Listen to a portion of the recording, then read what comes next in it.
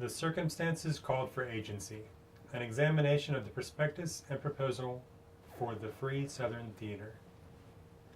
The Free Southern Theater began formal activities in the form of workshops during the spring of 1964 at Tougaloo College in Jackson, Mississippi.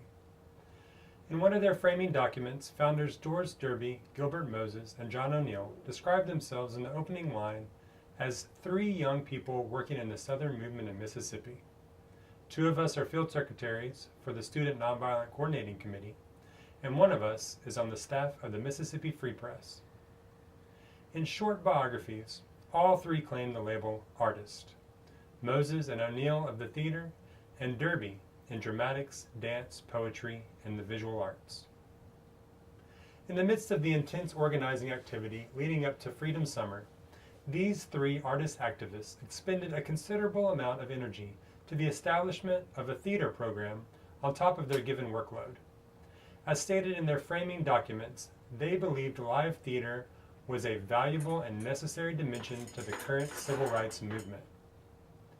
In communicating the need for theater as part of the strategy for civil rights, two public-facing documents were created to outline the justifications for and impacts sought through this work: the General Prospectus for the Establishment of the Free Southern Theater and the Proposal for a Free Southern Theater, hereafter simply referred to as the Prospectus and the Proposal. These two documents, in conjunction with previous working drafts of each available in the John O'Neill papers at the Amistad Research Center, offer a unique window into the rationale and methodologies these three offered for live theater as a necessary tactic in the Mississippi Freedom Movement. These framing documents and available drafts allow for assessing the primary social circumstances to which Free Southern Theater was responding, the methodologies they believed were best suited to address these circumstances, and the rationale asserted for these methodologies being most effective for addressing the identified circumstances. In the prospectus, the motivating circumstances for their work are organized as a list of observations titled Mississippi, the Caste System in a Cultural Desert. In connecting the summary conclusions offered in the list, their observations of Mississippi society lead to a, quote, closed system effectively refusing the Negro knowledge of himself and stunting the mental growth of the majority of Mississippi Negroes, that they are the last to be informed of a situation which directly concerns them, and that this leads to being unable to develop naturally because they have found themselves in a society which excludes them from its public consciousness, which, by necessity, is their own public consciousness. The circumstances observed as having led to this exclusion are limits on access and agency within the discussion of public life. Controls on the discussion of controversial topics leads to a, quote, unclear understanding of the world in which they live. These limits are noted as being applied in education and mass media. Furthermore, the social commentary and discussion defining the public consciousness are noted as being, quote, distorted and biased articles supporting the Mississippi way of life. In the proposal, the motivating circumstances are substantially the same, but distilled significantly into a list of bulleted statements. The circumstances are directly framed in the proposal as creating the void, of which live theater is the most effective means of filling. The void references the lack of available information regarding, quote, the problems which most directly concern the Negro.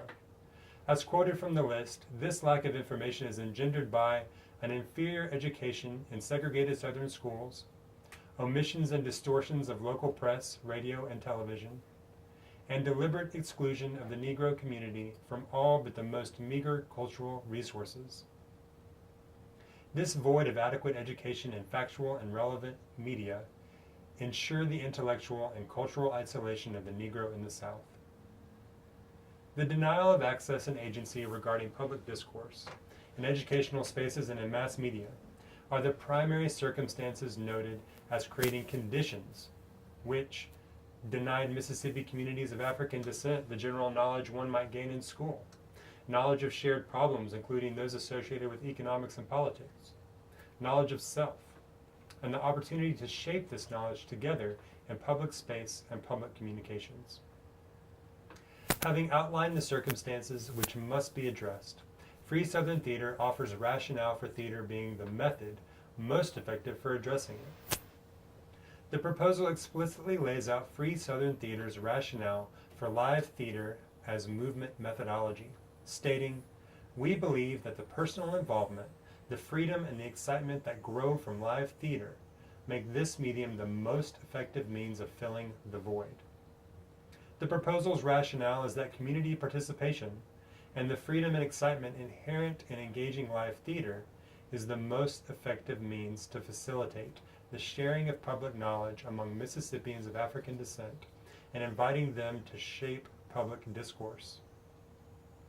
Notable in this statement is the emphasis on personal involvement by the community they wish to engage.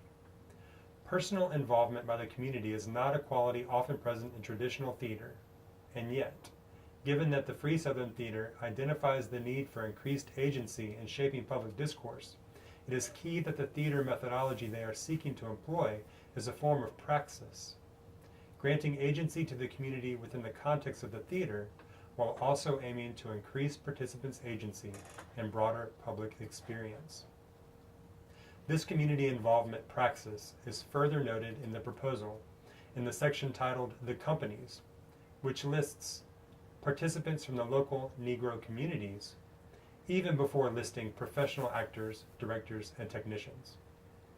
In the prospectus, an expanded explanation of what this community participation looks like is found in the section titled "The Plan." The Free Southern Theater denotes an intention that their program eventually, quote, include all levels of community participation, not only in the dramatic art, but also in the art forms associated with drama, music, dance, and painting. A deeper dive on this central topic of agency is found in notation of one of the prospectus drafts found in John O'Neill's papers at the Amistad Research Center.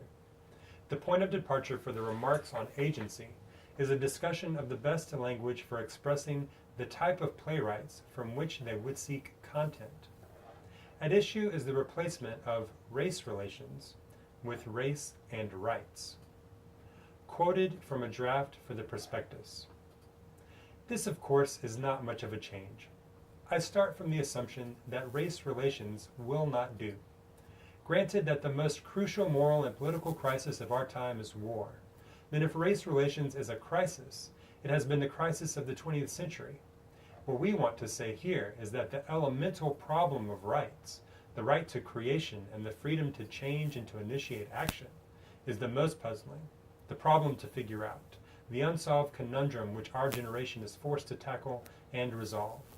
The enigma of a moral consciousness, the puzzle of race, these puzzles are our legacy. War still belongs to the preceding generation. This notation illuminates the rationale for why theater would be the most effective means of filling the void, created by the circumstances the Free Southern Theater was seeking to change. Free Southern Theater is aiming to create their own vessel for public discourse via live theater performance, in which community members are invited to participate. As explained in this draft notation, the elemental problem of rights, the right to creation and the freedom to change and to initiate action, is what is bound up in the plays Free Southern Theater aims to stage. If there is any question of their intentions, the sentiment is made explicit in the lead sentence framing their desired impacts in the proposal. Quote, "A Free Southern Theater can demonstrate that the present reality can be altered and transformed, and that the Negro must play the leading role in that transformation."